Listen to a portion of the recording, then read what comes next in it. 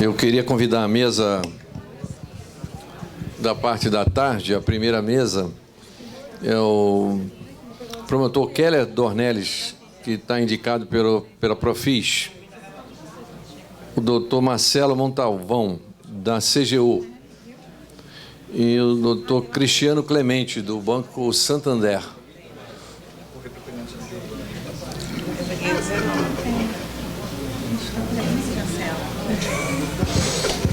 Pode sentar, tomar assento aqui, por favor. Não. Pode. Não tem nada. Só quero decidir com vocês quem vai começar. A ordem. Pronto aqui. É ordem alfabética.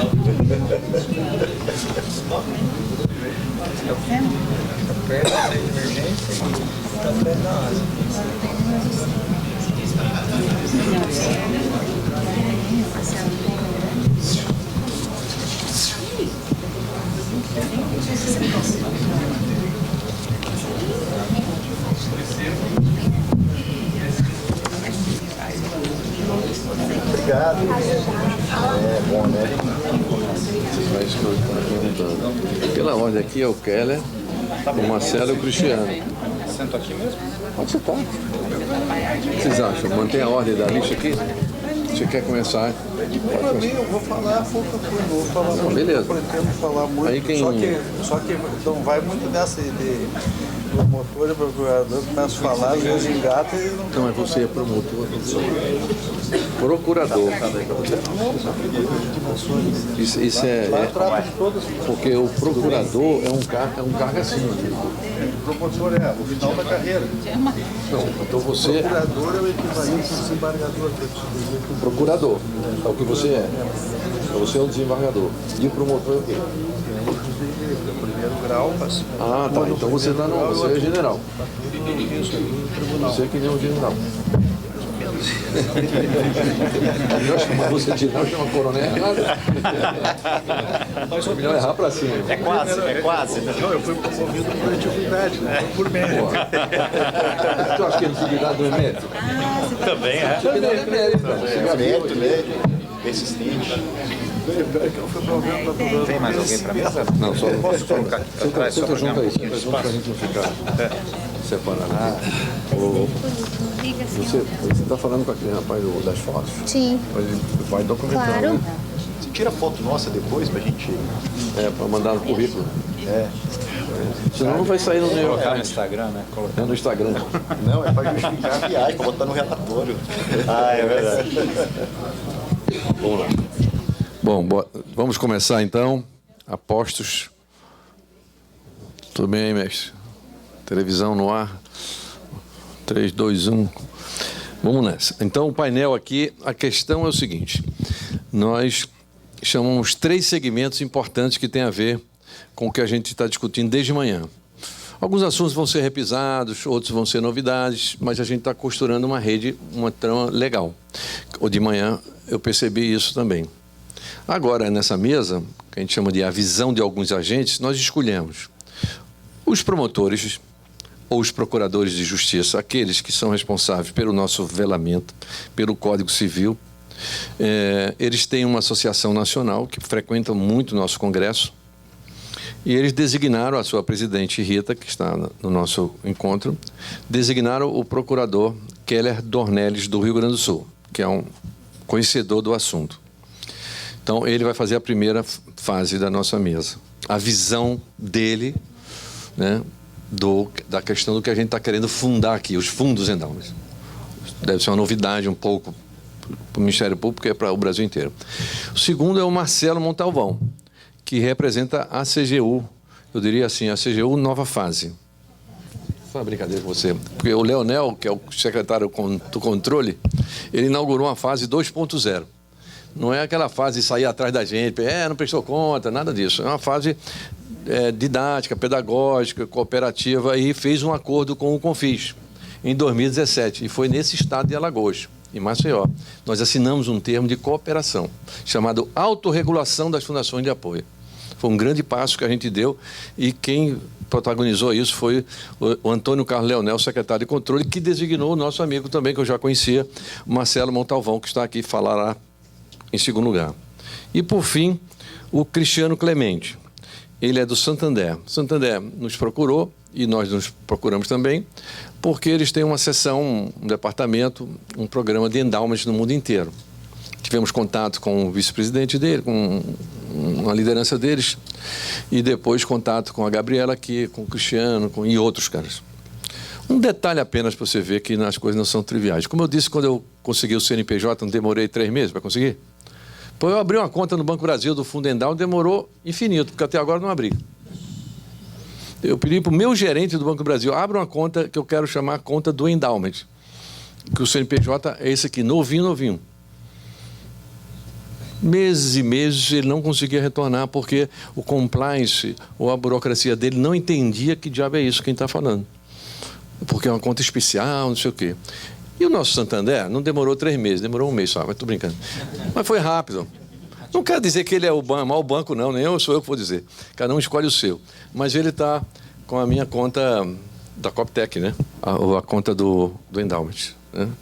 E não é por isso, ele está aqui porque ele quer oferecer a contribuição dele, né? Como agente privado de um banco do nosso país.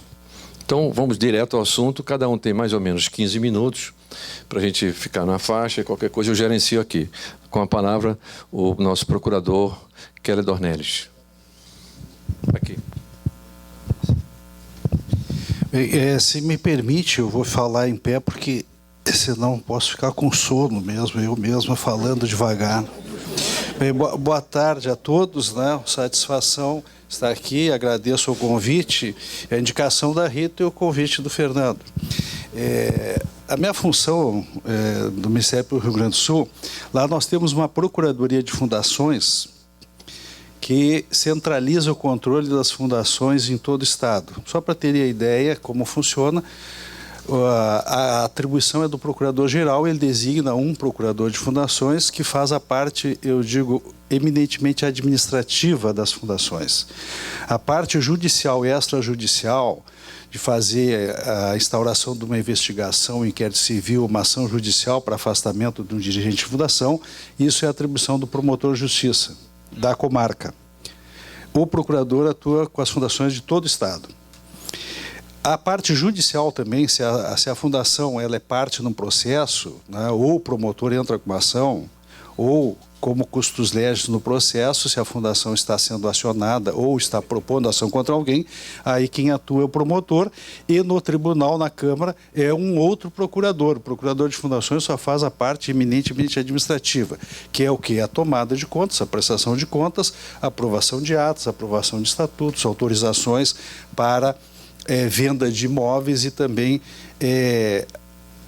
a imputação de ônus sobre imóveis. Isso acontece muito em financiamentos, principalmente as fundações que são universidades e hospitais. Muitas vezes eles têm despesas financeiras decorrentes de não repasses, principalmente quando o dinheiro está curto, né, na União e nos estados e municípios. Então, tudo que é repasse que tem que fazer o cumprimento de contratos de SUS, de FIES, isso atrasa. E aí as fundações têm que ir ao mercado tomar dinheiro, lá, e aí tem despesas financeiras. E às vezes as despesas financeiras não são baixas, dependendo do tamanho da fundação, são bem significativas, chegam a casa de milhões. Bem, a visão que eu quero trazer aqui é eminentemente do Ministério Público. Então, eu nem me preocupei em fazer abordagem sobre a lei especificamente, mas sim como nós estamos vendo. E também tudo isso que eu vou falar aqui é uma visão mais pessoal da minha atuação, né, e daquilo que eu visualizo na aplicação dessa lei, porque também tudo é novo. Então, nós estamos aqui todos aprendendo. Então, nesse curto espaço de tempo que estou aqui, trocando algumas ideias, já me ocorreram outras, já aprendi mais coisas. A palestra de hoje da professora Érica também foi muito elucidativa e tudo que foi falado foi muito edificante, né, e vai construindo, e nós também queremos ver se podemos contribuir com alguma informação. Mas eu vou dar um outro enfoque que eu queria dizer. Ah, está aqui o... Vamos ver então se passa aqui direitinho. O de baixo. Bem, primeiro, então, fazer uma rápida, assim, passada, bem rapidinho, que eu não pretendo falar nem os 15 minutos. Espécie de fundações. Nós temos fundações públicas e privadas. As públicas são as fundações autárquicas ou fundacionais, que, na verdade, é tudo na administração direta, e as fundações públicas com personalidade de direito privado. Estas aqui, elas são um pouquinho complicadas, tá? Mas só para saberem que existe. Então, há uma autorização legislativa para que o administrador público, o chefe do executivo, institua uma fundação, né? Eu acho que isso aí vai lá, isso é bem antigo na doutrina do direito, se diz assim, uma legião, né? Hoje não se usa mais, né? Uma legião. Isso é uma invenção que fizeram, mas tudo bem, mas precisa, eu até reconheço, porque a administração quer agilizar alguma coisa, não quer fazer concurso público, não quer vincular orçamento, então tá, mas eu direciono, mas eu faço, então autorizo por lei que se crie uma fundação que seja instituída nos moldes do Código Civil. Tudo bem, mas só para ter conhecimento. As fundações privadas, aqui eu fiz assim, ó. Óbvio que nessas típicas aqui tem subespécies, mas as típicas são as do 62 a 69 do Código Civil, as que já pré-existem. As de apoio, que tem uma legislação própria, e as previdenciárias, que são instituídas também como no Código Civil, porém são de fiscalização do Ministério da Previdência. Não tem nada a ver, então, com a atuação do Ministério Público Estadual. Onde é que entra o Ministério Público Estadual? Nas típicas e nas de apoio. Nessas aqui que há a fiscalização, então, o velamento, no caso das fundações, e velamento é tudo. Continuando, então, agora especificamente o que interessa. Eu só selecionei diretamente o assunto, porque aqui todos que são vinculados, não digo todos, mas a maioria, a ampla maioria, as fundações de apoio. Que é aqui, relativamente à fundação que se refere ao artigo 1º, que é a fundação de apoio, tá? São baseados, então, aqui, por estatutos, tem a luzinha aqui? Quem é que entende do primeiro? Então, tá aqui. É isso aqui que eu preciso. Aqui, por estatutos, aqui, sem fins, regidas pela lei, que é o Código Civil, 10.406, e por estatutos cujas normas expressamente dispõem sobre a observância dos princípios da legalidade, impessoalidade, moralidade, publicidade, economicidade, eficiência e sujeito especial. Depois, fiscalização do Ministério Público nos termos do Código Civil e Processo Civil, legislação trabalhista e ao credenciamento no Ministério da Educação, Ciência e Tecnologia. Tá? Por que eu ressaltei isso? Porque aqui nós estamos vendo que as fundações de apoio seguem o princípio da legalidade. Princípios para esclarecer essa legalidade. Nós temos que ser os dois são tratados na doutrina como direito constitucional como princípio da legalidade. É o princípio da reserva legal, que está no artigo 5º, inciso 2 da Constituição, ninguém será obrigado a fazer ou deixar de fazer alguma coisa senão em virtude de lei. Isso é o princípio da reserva legal. Para haver a vedação de um direito ou a declaração de uma vantagem ou o obstáculo a essa declaração de vantagem que se constitui no direito, para o cidadão, eu tenho que ter uma lei passada pelo parlamento. Então, uma lei formal. Eu não posso suprimir numa portaria, num regulamento, eu não posso tirar direitos de ninguém, nem criar direitos, porque é o princípio da reserva legal. Já no princípio da legalidade, que está no 37 da Constituição, também é, como eu disse, também é conhecido como princípio da legalidade e da reserva legal. Porém, aqui o da legalidade também é conhecido por legalidade estrita. Aqui, eu sempre costumo dizer que esse princípio da legalidade, esses dois artigos na Constituição se complementam. Assim como o cidadão não pode ter restringido nenhum direito senão por lei, ou criado a vantagem, o administrador público, e aqui está a 37, a administração pública, direta, indireta, qualquer dos poderes da União, Estado, Distrito Federal, município, obedecerá o princípio da legalidade, impessoalidade, moralidade, publicidade. Aqui é o contrário, a legalidade estrita, a administração só pode fazer o que a lei autoriza. Então, na verdade, são duas faces da mesma moeda. Se o cidadão não pode ser restringido em direitos, senão por lei, a administração, por outro lado, não pode fazer nenhuma exigência ou nenhuma atuação positiva ou negativa sem base em lei formal também.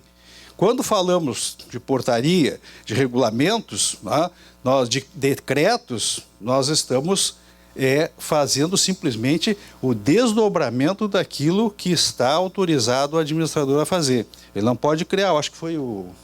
Quem é que falou hoje de manhã, professor Fernando? Meirelles?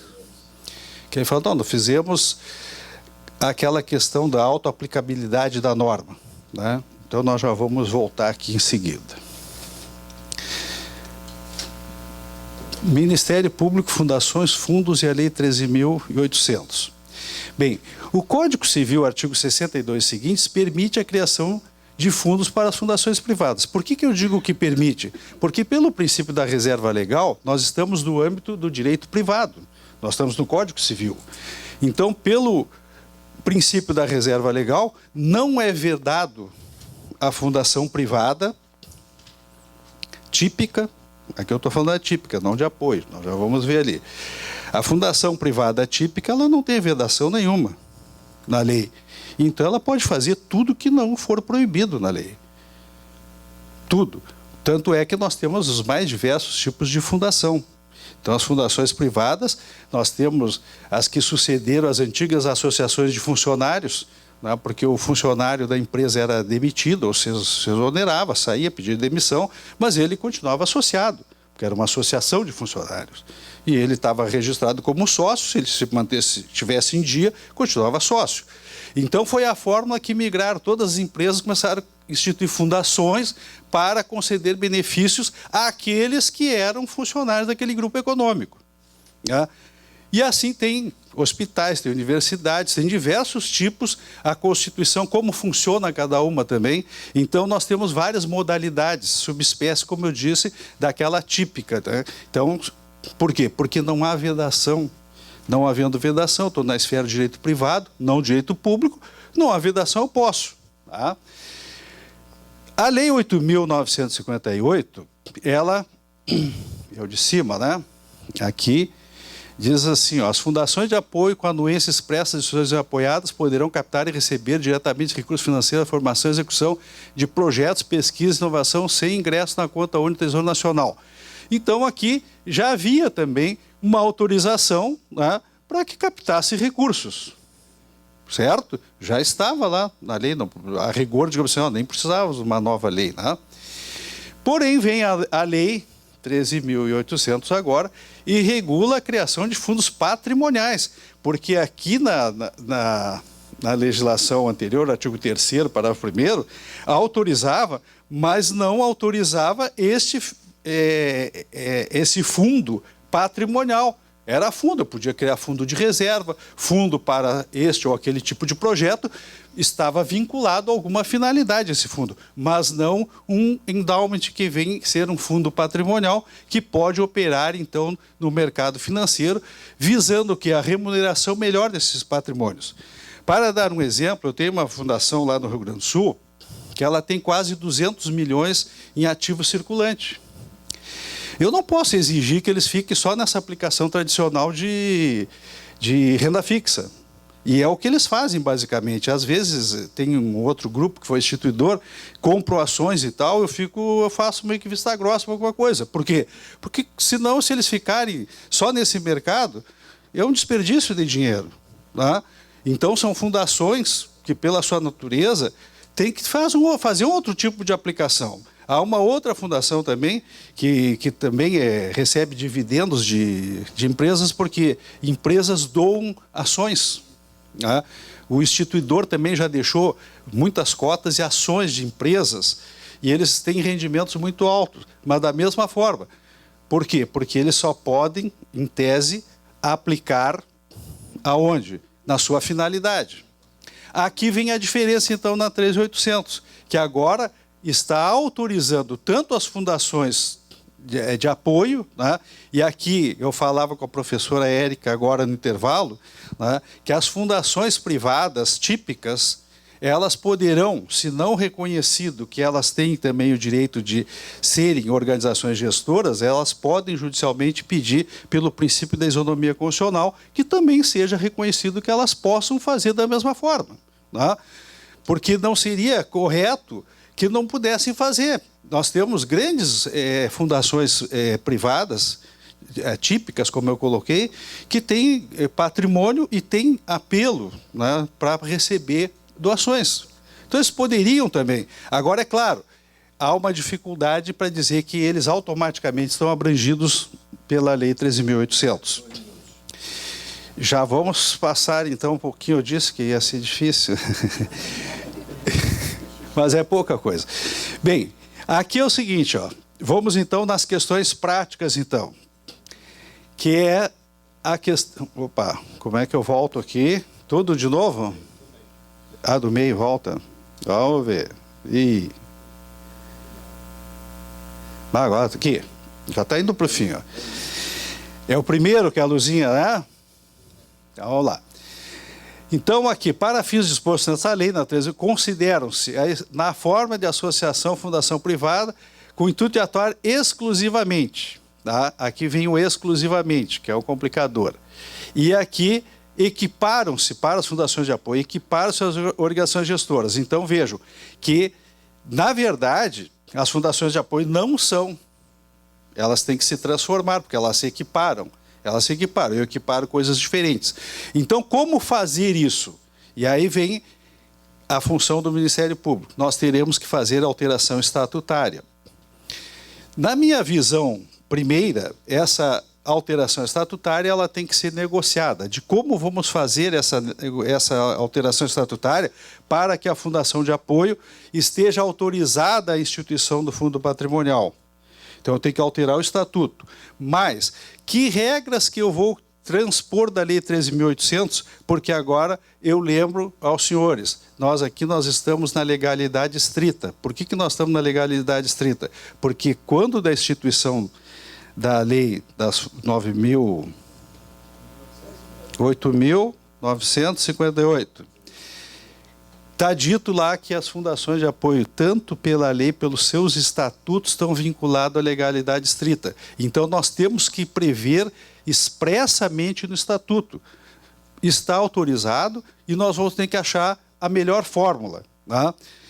Eu estava com essa concepção, então, tem que fazer alteração e talvez colocar já um conselho fiscal, o mesmo da fundação, nos moldes da 13.800. Tá? Agora, falando com o Cristiano, que o professor Fernando já fez isso, né? Eu achei até que é uma situação bem inteligente e pode ser adotada, que é simplesmente autorizar, e ele vai discorrer, eu acho, depois sobre isso, né? Autoriza no Estatuto da Fundação de Apoio e se cria, então, o fundo com a instituição separada. Por quê? Porque é o desafio da questão da desconsideração da personalidade jurídica. Porque quando houver algum problema, né, de responsabilização, eu não vou nem falar justiça do trabalho, mas a justiça em geral, né, vai lá e desconsidera a personalidade jurídica e entra direto no fundo que está com dinheiro. Porque os juízes gostam de saber onde é que tem dinheiro. Porque, eu digo assim, a formação tradicional do advogado, o juiz, o promotor, eles precisam de um artigo. Eu estou procurando um artigo que vai resolver a minha situação. Eu estou com um processo na minha frente, né? O advogado, quando pega, eu preciso de um artigo para entrar com a ação. Eu achei, está aqui. Então, está aqui o meu direito do meu cliente, né? O promotor também, se é no crime, se é no... achei o artigo, está aqui, ó, resolvi, toque, termina esse processo, vem outro. E o juiz da mesma forma. Então, o juiz, eu preciso saber onde é que tem dinheiro. Tem dinheiro? Então, tá, bloqueio, desconsiderar a pessoa jurídica e tal. Então, resumindo, tá, vamos ver aqui, princípio da reserva legal, legalidade estrita. As fundações de apoio, então, devem promover as necessárias adaptações estatutárias para gerirem fundos patrimoniais, que é essa a nossa parte que nós temos, então. E isso eu digo, grande parte disso será negociado, porque nós não temos ainda a fórmula, né?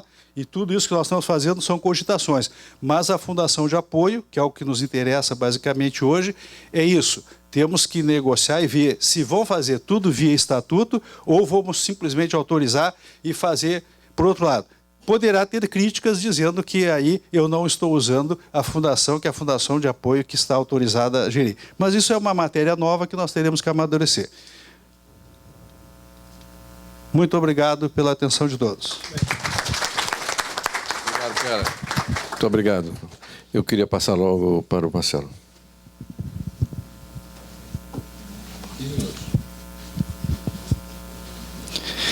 Bom, boa tarde a todos. Meu nome é Marcelo Montalvão, eu sou da Controladoria Geral da União. Ontem eu perguntei para o professor Pellegrino se precisava de uma apresentação, né? Eu era só falar mesmo. Ele falou, não, eu até prefiro que não tenha apresentação, que aí a conversa fica mais direta, fica mais verdadeira, né? E eu acreditei. Então, eu não trouxe apresentação, vou falar para vocês, espero que vocês não fiquem muito entediados, né? Vou tentar ser breve, né? Mas agradeço ao professor Pellegrino, à Confis, né? Pelo convite. A CGU é uma instituição parceira da Confis. A gente está sempre presente nos debates de temas relevantes para a educação superior, para a ciência, tecnologia e inovação.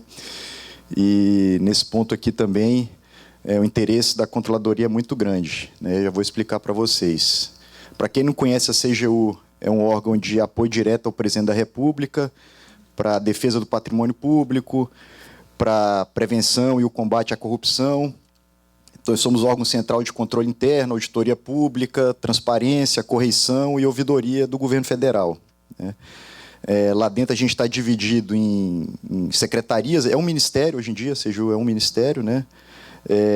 Então, tem a Secretaria de Prevenção à Corrupção e transparência. Tem a Secretaria de Combate à Corrupção, né, que se atua nas duas pontas. Nós temos a Corregedoria Geral da União, a Ouvidoria Geral da União, que também congrega, né, todas as corregedorias, todas as ouvidorias. Temos as CGUs regionais dos estados e a Secretaria Federal de Controle Interno, que é onde eu atuo, que a gente trabalha com a parte da auditoria pública, né. E nós temos 3 linhas de atuação lá dentro. A gente tem a apuração, que é quando você chega para ver uma coisa que já aconteceu. Nós temos a avaliação, né, que é uma linha de trabalho que a gente até prefere fazer, né, de acompanhamento e também um trabalho preventivo. E nós temos a consultoria, né? E eu acredito que dentro da consultoria que a TGU pode prestar um papel de apoio às fundações em relação aos fundos patrimoniais, né? É um tema que despertou muito interesse da Controladoria, não só pela questão de você ter um suplemento em relação ao orçamento fiscal, né? Você tem uma possibilidade de não parar uma pesquisa, uma continuidade, uma suplementação no seu orçamento. Mas também porque a lei, da maneira como ela foi colocada e planejada, ela trouxe a obrigatoriedade de regras rígidas pelas unidades gestoras dos fundos em 3 temas que são muito caros para todos os órgãos de controle, eu acredito, né? Que é a governança, o compliance, né, o cumprimento de regras, e a integridade, né? A governança já foi falado aqui, né, da necessidade de instituição de conselhos, né? Você pode pegar lá desde da organização gestora, né? Vai ter que ter um conselho de administração, vai ter que ter o conselho fiscal, vai ter que ter o comitê de investimentos, várias regras para composição, para remuneração, vedações. Você vai ter a instituição apoiada, você vai ter a organização executora, você vai ter o próprio fundo patrimonial, né? Então, você tem várias instâncias de governança com as suas regras, com as suas obrigações, com as suas competências, né? Que vão ter que ser atendidas para o fundo poder funcionar da maneira adequada. Você tem a parte de compliance, né, que é a garantia do atendimento às normas e às políticas. As normas estão na lei, estão na portaria do Ministério, né, que fez a regulamentação. Mas, em relação às políticas, né, pegando um gancho aqui da palestra da Érica, tem 3 políticas que a gente vê assim como fundamentais, que vai ter que ter um controle para garantir que essas políticas, aquilo que foi planejado, vai ter que ser cumprido, né? Que é a política de investimentos em si, né? Que é a definição de como os recursos do fundo vão ser investidos, qual que é o apetite a risco para atingir aquelas metas, aqueles objetivos. Tem a política de retiradas, né? que até foi citado um exemplo aqui, né, uma questão de segurança, né, sobre aquele rendimento, você tira 90% e deixa 10%, né, mas isso é uma coisa que tem que ser pensado para cada caso, para cada ocasião, para cada finalidade, e a política de aplicação dos recursos, né, que é onde o recurso vai ser colocado para aquela finalidade específica que foi gerada aquele fundo. E, nesse ponto, a CGU ela tem uma preocupação, né, é uma coisa que, né, as fundações não vão pensar nisso agora, mas lá na frente, com esses fundos constituídos, realmente recebendo as doações, capitalizando e podendo aplicar aqueles recursos, que é você fazer um planejamento adequado desses investimentos para você não gerar uma obrigação que não vai poder ser atendida com os recursos do endowment, né? E você ter que voltar, você fazer uma expansão na sua unidade, você fazer uma aquisição de um equipamento e que depois, para poder manter aquilo, o endowment não vai ser suficiente, né? Então, você volta na situação de hoje de insuficiência de recursos, né? E o terceiro ponto que a gente também achou por bem ressaltar e trazer aqui para vocês é a questão da integridade, né? E não é integridade do ponto de vista pessoal, né, que eu sou uma pessoa íntegra. Isso é muito importante também, mas é a integridade institucional, né, que a gente trata como um plano, um programa de integridade. Dentro da lei não existe esse termo programa de integridade, né? As organizações gestoras vão ter que ter um plano de integridade, um programa de integridade. Mas quando você lê a lei, a gente notou que todos os elementos, todos os requisitos para o programa de integridade exigidos pela CGU, com base no decreto de governança pública, o decreto 9.203 de 2017, eles estão aqui dentro, né? Então, a CGU ela fala sobre ética e regras de conduta para os funcionários. A lei exige. A CGU exige transparência e divulgação das informações. A lei também exige isso em vários pontos, né? Então, são muitos relatórios, são muitas prestações de contas ao longo do exercício, né?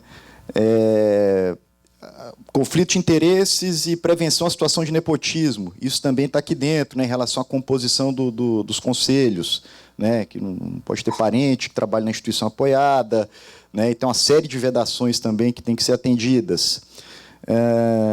Tratamento de denúncias, está aqui também, né, vai ter que ter uma preocupação com tratamento de denúncias, controles internos e auditoria, também está aqui, né, como foi colocado hoje de manhã, quando o fundo atingir a partir de 20 milhões de reais, ele vai ter que ter uma auditoria, mas isso não exime dos controles internos e das auditorias regulares por outros meios, né? E, por fim, o último elemento dos programas de integridade, né, que a CGU exige das instituições federais é a responsabilização. Isso também está aqui em vários aspectos, em vários pontos, né, a questão das responsabilizações por maus investimentos, por erros grosseiros, isso é trazido aqui dentro da lei, né?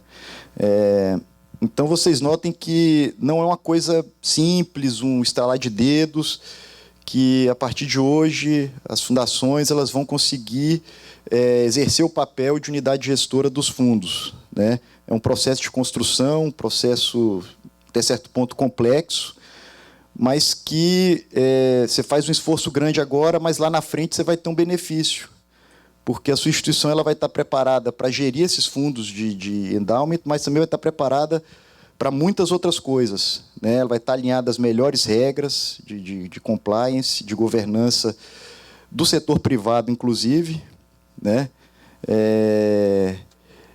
E ela vai poder estar atraindo as doações, porque ela vai mostrar que ela tem, né, o cumprimento de todo esse arcabouço, né, e vai dar segurança para o doador para ele poder fazer aquela doação para aquela finalidade, né.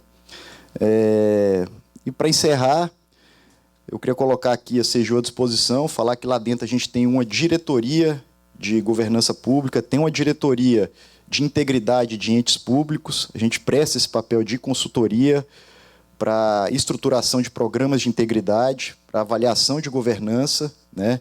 A gente já trabalhou nesses casos em algumas instituições, já fez também avaliação em outras, né?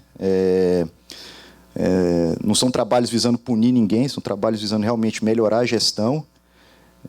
Dar os parabéns também para o Ministério, né? Ele está cumprindo o papel dele aqui de incentivador, de tentar estimular a política, tentar trazer novas formas de investimentos, né?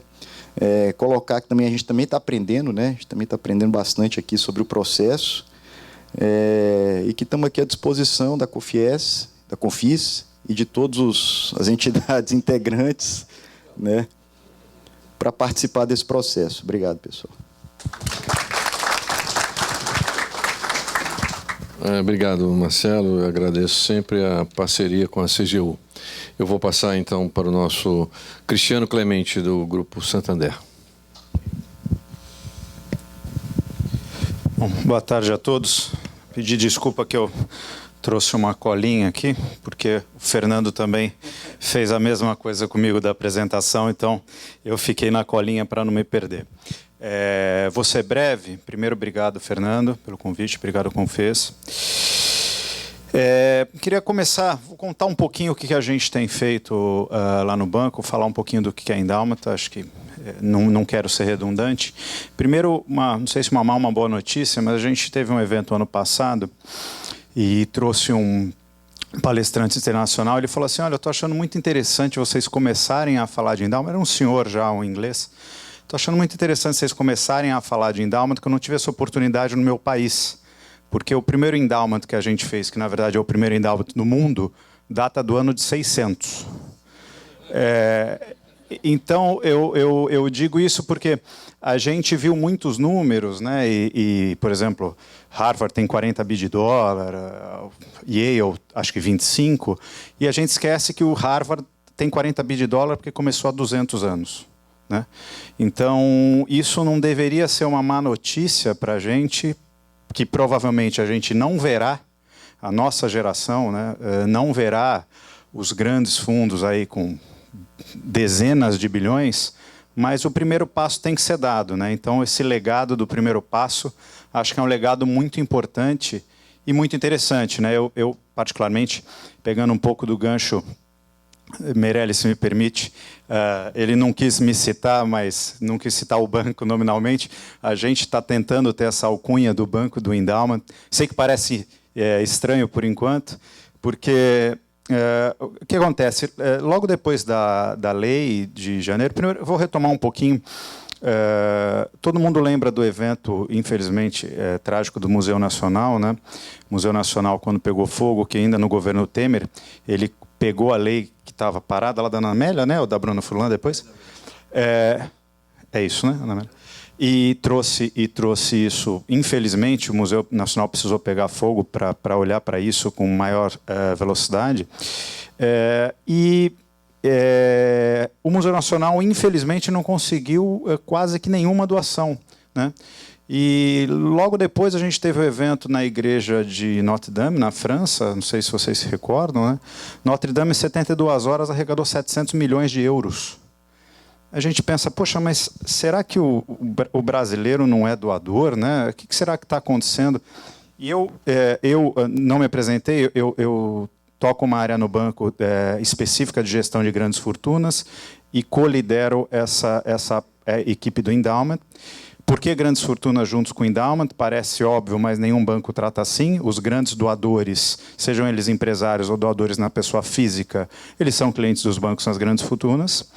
A atitude pioneira que a gente teve no Santander é juntar essa turma do lado das causas, né? Então, a gente quer dar para os doadores a chance de olhar quais são as melhores causas, e aí não estou dizendo melhor ou pior, mas que cabem ao que o doador quer, e mostrar para ele isso, e para as causas pescar num aquário, né? Porque é muito mais fácil do que sair aí pela rua se o banco puder te mostrar quais são as causas, quais são os doadores e onde está o dinheiro dessa doação.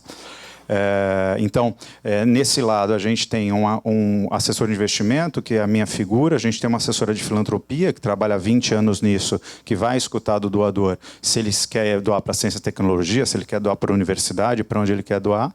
E a gente tem também um assessoramento jurídico, né? Breve, já volto no outro tema, não esqueci. Então, a gente quis colocar essa maneira a oferta no banco, porque a gente reparava que as fundações, elas chegavam lá para as fundações de apoio, as fundações em geral, elas iam ser atendidas lá pelos bancos na área de fundação. Poxa, descobria que tinha a Previ, que tinha a FUNCEF, tinha turma com 200 bilhões, 150 bilhões, e você fica lá com 20 milhões, poxa, ninguém me atende direito. Aí você vai lá na sua agência, a sua agência fala para você assim, não, você não é CPF, você não pode ser atendido aqui. Fica tudo muito perdido. A gente criou essa área exatamente para conseguir dar um norte para falar do endowment e para conseguir atender as fundações da maneira que a gente acha. Então, voltando para a história, quando aconteceu isso no Museu Nacional, e quando eu comecei a entrar mais nesse tema do endowment, eu descobri que tem um negócio que eu não sabia, não era do meu meio, eu não trabalhava em universidades, diferente da Gabriela e do Fábio, que é a conta única, né? Então, por mais que o doador ele queira doar, aquele dinheiro vai entrar na conta única, sabe-se lá para onde ele vai, e eu não estou falando de má fé. Eu estou falando, mesmo se tiver boa governança, o dinheiro entrou lá na conta única, vai pagar a conta de luz, não vai para onde ele deveria ir.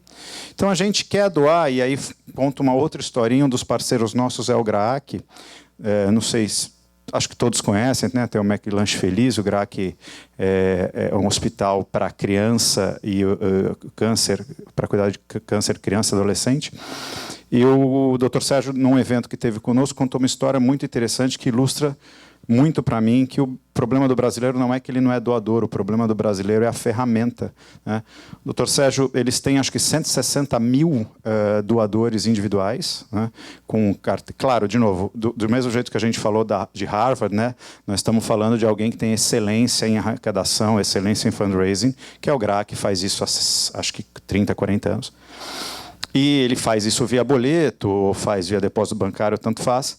E ele falou que uma vez uma senhora ligou lá na central de atendimento, era uma doadora R$5 mensais, e uma vez ela ligou e falou, tudo bem, tudo bem. Ele falou, não, eu estou ligando para avisar, na verdade, queria pedir desculpa, esse mês não sobraram R$5, mas o mês que vem eu vou doar 10. Né? Então, assim, quando você escuta essa história, é muito difícil você achar que esse povo não é um povo doador, né?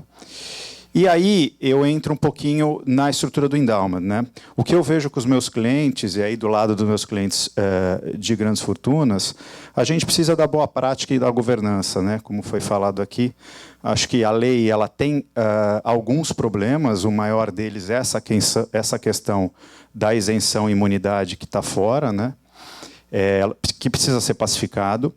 Mas a lei ela tem uma grande virtude, que é trazer a gente para essa sala, né? Eu acho que sem essa lei, e aí dou um exemplo particular, a gente lá no banco, desde a lei, a gente já se reuniu com, acho que 112 ou 114 clientes, né? Isso é um número importante. Você vai falar assim, então você já tem 112 endowments? Não, devemos ter 2. Você fala, poxa, mas por quê? Porque é um fundo legado, porque o dinheiro vai ficar segregado, porque a gente não vai ver de novo esse dinheiro, por N outras questões. Mas estamos conversando, a comunidade está conversando, a gente está aqui conversando, e acho que isso é muito produtivo, né? Quanto mais a gente falar da lei, quanto mais tiver a advocacy do Fernando, a advocacy de outro grupo que trabalha também isso, mais a gente vai conseguir andar e mais a gente vai conseguir atender no final do dia as causas, sejam elas de ciência e tecnologia, sejam elas de educação, até porque, como todo mundo sabe, e tem gente do governo aqui para confirmar a tese, o governo não cabe mais no PIB, infelizmente. Assim, eu converso com alguns reitores e das mais diversas vertentes políticas, e é uníssono, não tem mais dinheiro, não tem. Vamos tentar fazer com que a iniciativa privada nos auxilie nisso, vamos ter uma governança para ter segurança da doação desse dinheiro. né? Um outro ponto que eu queria colocar aqui, que acho que foi citado pelo Keller, a questão do investimento. Eu gosto sempre de dar esse exemplo. Acho que a gente está muito recente para falar em formas de investimento ainda. A gente está discutindo de novo o ano zero. Muitos de vocês não têm nem os veículos ainda, estão pensando, estão começando a conversar. Mas acho que vale a pena já falar isso. Esse é um fundo legado, então é um fundo que tende ao infinito. Se ele tende ao infinito, se ele tem que durar para sempre, ele precisa correr um pouquinho mais de risco. Não faz sentido o dinheiro estar lá, como você disse, no overnight, né, ou liquidez diária. São coisas que não têm sentido. E eu faço uma analogia muito com o que a gente vê na pessoa física dos fundos de previdência, né, que a turma fala assim, esse aqui é para minha aposentadoria, eu não posso correr risco nele, porque, imagina, eu perco dinheiro. E, na verdade, é absolutamente o oposto, né? Como é um capital que você só vai usar daqui 15, 20, 30 anos, você pode correr um pouquinho mais de risco nele, porque é provado que, ao longo do tempo, quanto mais distante você está do dia a dia, maior retorno ele vai ter. Então, um pouquinho de provocação para vocês, para quando a gente olhar o endowment, nós, no banco, particularmente, a gente acredita que o endowment pode ser o grande veículo de financiamento de longo prazo para o país, né? Os grandes endowments do mundo financiam infraestrutura, são sócios de rodovia, sobem prédio, né? A gente vai sair um pouco da discussão do ativo financeiro e acho que vale a pena ressaltar aqui que o endowment não é só ativo financeiro, né? Acho que a doutora passou bem pelo tema pela manhã. Se você tem um terreno da sua universidade, se você quer colocar ele no fundo patrimonial, ele cabe também. E do ponto de vista do doador, uma coisa que a gente vê é importante que já tenha algum dinheiro nesse fundo patrimonial. Desculpa, algum patrimônio nesse fundo patrimonial, não um dinheiro, né? Quando você chega para tentar fazer a captação, se você não tiver nada ali dentro, o doador vai falar, mas se nem você acredita nesse projeto, por que eu vou acreditar? Né? É claro que tem N estratégias, mas acho que esse é um ponto também. Eu não sei se... Como é que está meu tempo todo? Eu, na verdade, já estou terminando mesmo. A gente só queria passar essa mensagem. Acho que o banco está sendo pioneiro nessa oferta. Acho que a gente faz sentido auxiliar o Brasil nisso. A gente tem expertise nisso no mundo. A gente tem um olhar... Se entrar no produto, a gente não cobra por esse serviço, nossa cobrança vai ser no dia que virar efetivamente um fundo patrimonial e no dia que eu conseguir cobrar uma taxa de administração, eu vou ganhar na taxa de administração. Até lá, a nossa consultoria nessas 3 vertentes que eu falei, investimento, filantropia e jurídica, é gratuita.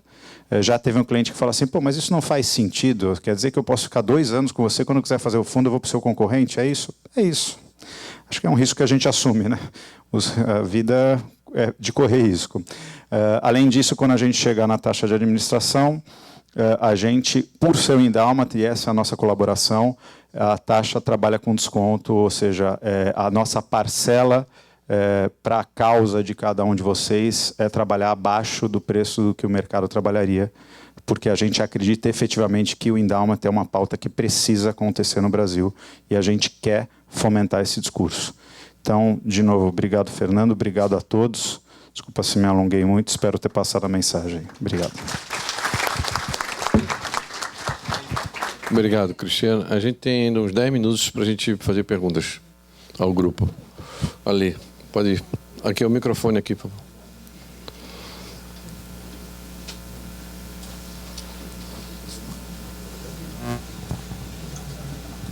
Espera um pouquinho. Mexe. Tem o microfone ali, por favor.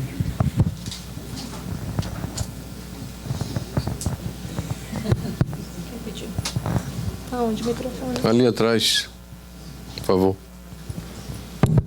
Boa tarde, meu nome é Marcos Túlio, sou assessor jurídico da Superintendência da Funetec, Paraíba. Só para dialogar um pouco, eu sei que é o primeiro momento que estamos debatendo isso, e para levantar algumas questões que me, não vou dizer preocuparam, né, porque nós estamos começando a discussão agora, mas que me chamaram a atenção. Por exemplo, na fala da controladoria, no que diz respeito à responsabilização, quando a gente analisa faz uma leitura da lei, ela diz que os administradores somente serão responsabilizados. Aí ela diz atos de gestão ou erro grosseiro, né? E aí na fala da controladoria foi rapidamente pincelado erros de investimento. Aí eu fiquei preocupado, porque uma coisa que eu achei interessante nessa lei é que ela conceitua, ela traz bastante conceito. O que é um fundo patrimonial, o que é um rendimento, isso é bastante interessante. Mas ela não traz, e isso foi bom para esclarecer até o meu entendimento da legislação, mas ela não traz o que são administradores. E em outro momento, ela cita administradores, ela coloca, no momento que vai falar do comitê de investimento, ela fala dos requisitos que o membro do comitê de investimento vai ter e diz que ele pode ser um administrador de carteira. Então, eu acho importante a presença do Ministério Público e a gente, para os próximos debates, Ministério Público, CGU, enfim, nós começarmos a afunilar isso. Por quê? Porque o que é considerado, por exemplo, um erro de investimento? Você define uma política de investimento, essa política de investimento vai ser definida pelo Conselho, junto com o Conselho de Administração, junto com o Comitê. Ok. Aí tem o coronavírus na China. Todas as bolsas do mundo, em 4 dias, caíram 10%. Alguém errou na política de investimento? Então, é algo que eu acho que a gente precisa debater e aprofundar, porque, por exemplo, fundo de previdência privada, OAB-Prev, que é o que eu conheço, né? A Previc ficava em cima das OABs Preves, inclusive tolhendo, vamos dizer assim, limitando a política de investimento. E aqui, como é que isso vai ser feito? Vai haver essa regulamentação, esse controle? Eu acho que é um debate que a gente precisa aprofundar, lógico, ninguém aqui tem todas as respostas, eu tenho consciência disso, mas são aspectos que a gente precisa alinhavar desde já, mesmo porque a fala do Ministério da Ciência aqui diz que já tem coisa para sair, então nós podemos, num curto espaço de tempo, ter pessoas já estando comprometidas com a administração desses recursos, e aí, para que a gente possa aprofundar essas ideias. Obrigado. Talvez tenha sido mal interpretado, né? É o descumprimento da política, né? Por dolo, inclusive, né? É o que está aqui na lei, né? Que esse tipo de situação é imprevisível, não tem como também. Não é da minha área, mas se eu não estiver falando uma bobagem, acho que é um pouco isso. Assim, se você está com a política colocada na classe de ativo que foi colocada, variação de preço não é descumprimento de política, né? Agora, descumprimento do que está no estatuto, aí, mesmo em caso positivo, pode ser, né? Claro. Aqui, o ato ali, o estatuto. Deixa eu entender. A controladoria, ela diz respeito a zelar pelo patrimônio público da União. Pode ser ativos físicos, financeiros, qualquer coisa. Agora, se um privado me doa um dinheiro para uma entidade como a fundação, e esse dinheiro não goza de nenhuma participação pública, nem incentivo, nem desincentivo, nem nada, como é o caso hoje, não tem incentivo, o que é que a CGU vai fazer com esse dinheiro? Agora, claro, no dia que tiver incentivo, eu vou entender o que você vai falar. No dia que tiver incentivo fiscal, houve uma renúncia fiscal a favor de uma determinação, todo o poder, a CGU, ele vai mesmo atrás, saber se o cara está fazendo. E espero que faça mesmo, porque eu acho que esse país dá em 300 bilhões de incentivos fiscais, concedido ao setor empresarial, de norte a sul, de leste a oeste, durante tantos anos, e eu não vi benefício nenhum. Ou melhor, vi muito pouco em relação a algo que está sendo retido como imposto da população que deveria servir para outras políticas. Eu acho que o governo deveria intervir mesmo, cancelar vários desses incentivos. Eu vejo o hotel aqui, por exemplo, outro dia eu vi um hotel na Bahia, um hotel magnífico, que já tem uns 20, 30 anos, e cheio de hóspedes, não sei o quê, e tinha uma placa. Este empreendimento goza de incentivo fiscal do imposto de renda, não sei o quê. Mas que diabo é isso? O cara está rico, porque a quantidade de hóspedes que tem aqui dentro há tanto tempo, por que ele está com benefício fiscal? E está faltando para nós, da ciência, da tecnologia. Cortaram a 832, cortaram a 8032, cortaram um monte de coisa. Então, eu acho que a CGU tem que intervir mesmo. Mas agora você me desculpe, eu não entendi. O que é que ele vai fazer no dinheiro privado? O que é que ela vai intervir? Não tem incentivo nenhum. Essa é a minha dúvida.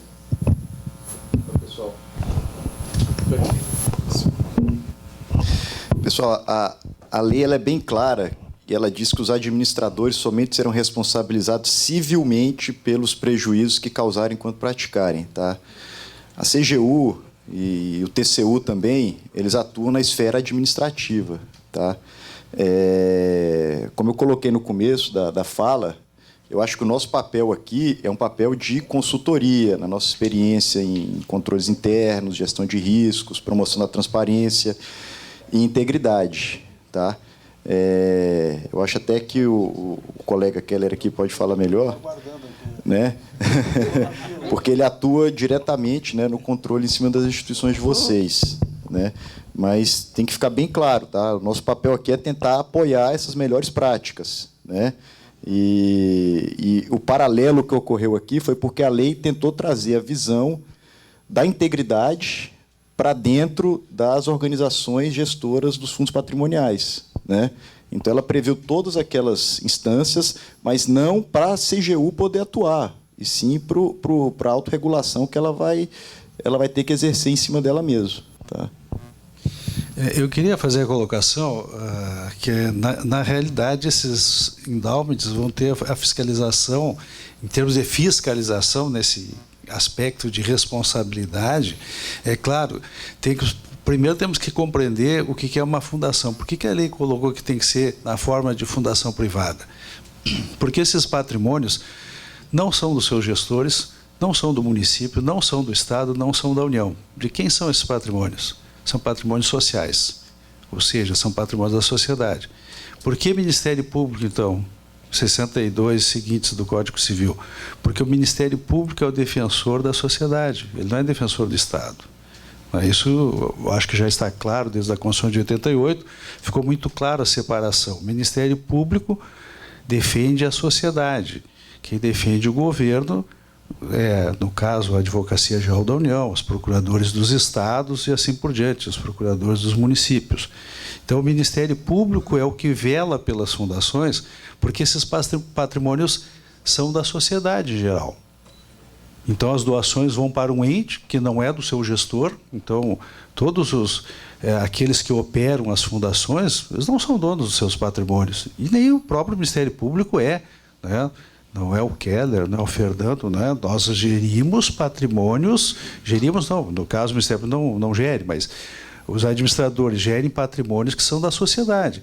E por que, então, essa fiscalização ou esse velamento do Ministério Público? Porque o Ministério Público é, pela Constituição, quem defende a sociedade, porque a sociedade, nesse caso, ela fica totalmente difusa, não sabe quem é. Então, quem é que vai fazer essa representação? Quem é que vai tomar essas contas? Agora, no caso, a responsabilização por erro grosseiro ou por dolo, é evidente que só no caso concreto nós podemos avaliar. E o próprio Ministério Público também vai ter que se aparelhar melhor e buscar melhores conhecimentos dessa área, que vai ter a área de investimentos, para saber como isso aconteceu. Né? E por isso que a lei também indica que sejam pessoas indicadas para o Comitê de Investimento, pessoas com formação e com expertise naquela matéria. Né? E claro que, então, só no caso concreto que nós poderíamos examinar. Perguntas? Ou seja, é complexo. Não, assim, desse painel aqui, vou fazer minha opinião final, porque está acabando o tempo. Eu acho que aqui apareceram restrições. Na parte da manhã apareceram... Como tudo na vida, tem seu lado bom e seu lado ruim. Eu queria agradecer a contribuição de todos para descer a gente à realidade. É difícil. Há interpretações, por exemplo, eu faço uma interpretação diferente, não sou eu, você que é o promotor, de que o meu estatuto, por exemplo, da minha fundação tem, está autorizado, e foi aprovado pelo MP, função da Fundação Coptec, né? É criar fundos para captar recursos para atividade fim de ciência, tecnologia, não sei o quê. Eu não preciso de mais nada. Na minha opinião, uma visão mais simplificadora, menos engessadora do procedimento, eu já estou autorizado a criar fundos. Ah, mas esse fundo é um fundo diferente. Não, eu sei que é diferente, não existia antes, tanto é que foi criado pela lei, mas não é ilegal, ele é um fundo novo, é um fundo que tem uma característica, aliás, voltada muito para o nosso setor, porque ele prioriza ciência e tecnologia, meio ambiente, etc, etc. Então, eu vejo isso com os olhos menos fiscalizador, promotor, o senhor que tem procurador, eu queria conclamá-los a pensar assim, submeter a autorização a mudança estatutária não é como quem toma um sorvete ali e volta. Dependendo do Ministério Público, ele vai e fica. Não volta. Eu conheço várias fundações que foi a mudança e não voltou. E isso pode interditar, pode, enfim, prejudicar. Isso que é minha consideração. Eu queria te ponderar o seguinte, Fernando, que eu, pelo menos, sempre tive a acepção de servidor público é servir. Então, é o seguinte, na minha mesa não fica muito tempo. Isso pode falar com o pessoal da FAURGS, lá no Rio Grande do Sul, não fica, vem em reunião e se decide na hora. Eu também tenho essa visão que nós não podemos atrapalhar. E aqui não é a questão de atrapalhar ou de criar restrições, é a questão do princípio dessa legalidade que nós temos que estar estabelecido no Estatuto o que se pode fazer. Como a lei colocou que se pode, isso é inegável, só temos que fazer a adequação. Eu não posso operar sem ter nenhuma menção que está sendo criado o patrimônio. Não, agora eu sou organização gestora, eu posso fazer o que eu quiser. Sim, mas aí onde é que fica essa legalidade estrita? Porque aí, eu diria, corre o risco, e aí eu não sei a interpretação do governo, do credenciamento, porque o credenciamento, a cada 3 anos, né, se eu não me engano, que a lei coloca, ela vai lá examinar, olha, mas está operando o fundo, mas qual é a base disso aí? Porque tem que vincular o administrador no estatuto. Mas eu não estou apregoando que tem que se fazer, tanto é que eu mencionei, que eu falei com o Cristiano, que eu achei inteligente a maneira de se fazer a autorização para evitar a questão do KNAI, de ter um CNPJ vinculado, porque isso, é claro que eu entendo que, pela maneira que está concebido, dificilmente um fundo vai ter grandes dívidas, né, de que possa ser acionado na justiça, porque não é essa, digamos assim, a ideia do endowment. Tá? Então, você começa com as doações, formar um principal até juntar um capital. Eu tenho uma fundação lá que foi criada exatamente para ser endowment, mas como não havia essa legislação, eles simplesmente ficaram só nas operações tradicionais. Eles têm em torno de 3 milhões, e aí as empresas que estavam fazendo esses aportes de capital trocaram os controles acionários para grupos chinês, para grupos de São Paulo e tal, e os novos controladores disseram, nós não queremos mais continuar com essa fundação. Então, eu estou negociando com eles a alteração do estatuto para possibilitar que ele se torne endowment. Então, mas só para te responder, não é uma visão de querer travar, e eu não tenho essa visão. Ao contrário, eu achei essa lei excelente, só que ela ficou capenga porque foi cortado os incentivos. Porque os incentivos são fundamentais. Se não tivermos isso, nós não vamos conseguir criar essa cultura da doação, da filantropia. Muito bem, grato. Grato pela sua resposta, pela sua adesão aos incentivos fiscais. É a autoridade que pede que venha os incentivos fiscais. Já vocês todos, né? Então, muito obrigado pela... Ficou pela metade ali. Não, claro, o capítulo 3 foi embora. Podaram, tiraram a perna da lei. Você quer falar, Anselmo? Você tinha pedido. Fala rapidinho para a gente estar dentro do tempo. Rapidinho. Vamos lá. Então, em primeiro lugar... Boa tarde, pessoal. Em primeiro lugar, parabenizar a Confiel, na sua pessoa, Peregrini, e a Fundesp pelo evento, tá certo? Entendendo o que você observou, que eu estava aqui observando, né? Pela manhã, a gente teve a luz. Agora a gente sentou, né? Pela manhã a gente estava planando. Agora a gente está fincado, né? Enraizado, né? Mas, olha, pessoal, a vida é assim. A vida é assim. E claro, o que está começando é isso, é planificar mesmo conhecimento, informações, né? Trocar impressões, tá certo? E isso que é importante, né? Eu, particularmente, saio daqui com uma missão. Inclusive, quero aqui parabenizar o IFPB, pela pró-reitora aqui de pesquisa, está aqui presente, tá certo? Atendeu o nosso chamado, porque isso cria justamente a empatia necessária e a cumplicidade necessária para o caminhar, tá certo? Agora, fica uma observação. entendi muito bem a questão do Ministério Público Estadual, e lá na Paraíba nós temos uma boa relação, tá certo, com o Ministério Público Estadual, como não é na maioria dos estados, né, que a gente, pelas informações que nos chegam. E aí falta justamente isso, uma compreensão, tá certo, nacional de algumas situações para a relação com as fundações. Que é isso que nos falta, tá certo? Nós temos lá o artigo do Código Civil, temos o Código de Processo Civil, temos tudo lá, tá certo? Então temos o artigo, como bem o senhor disse. Agora falta justamente a compreensão disso, como gerir isso, tá certo? E aqui eu compreendi muito bem a fala da CGU. Acho eu que a CGU ela tem feito um papel extraordinário nessa questão de consultoria, tá certo? Lá na Paraíba, inclusive, também, tá certo? Até mesmo quando vai na tomada lá, tá certo? No dia a dia, isso ela tem feito a orientação necessária, e isso eu acho que é uma nova fase que nós estamos vivenciando, tá certo? A fase desse aspecto. Não sei se é isso em todos os estados, mas eu estou dando do meu pedacinho de chão, tá certo? E deixo aqui o abraço e as felicitações para todos, e um parabéns tanto para a mesa pela manhã, que nos deu luz, como para da tarde, que nos deu raízes, tá certo? Um abraço. É poético, né? Muito obrigado. Com essas palavras, eu acho que a gente encerra essa mesa agradecendo. Por favor, batam palma para os 3 palestrantes. De agradecimento.